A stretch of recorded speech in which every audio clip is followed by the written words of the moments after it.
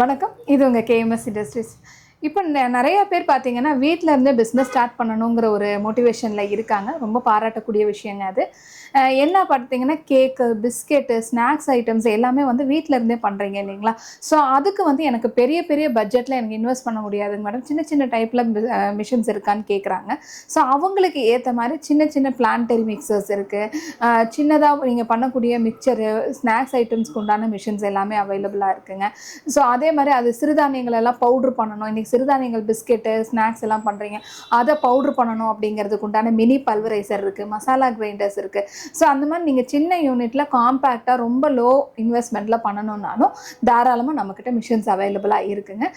So இந்த மாதிரி machines நான் பார்த்துட்ருக்கேன் அப்படின்னா நீங்கள் வர வேண்டிய ஒரே இடம் கேஎம்எஸ் இண்டஸ்ட்ரீஸ்.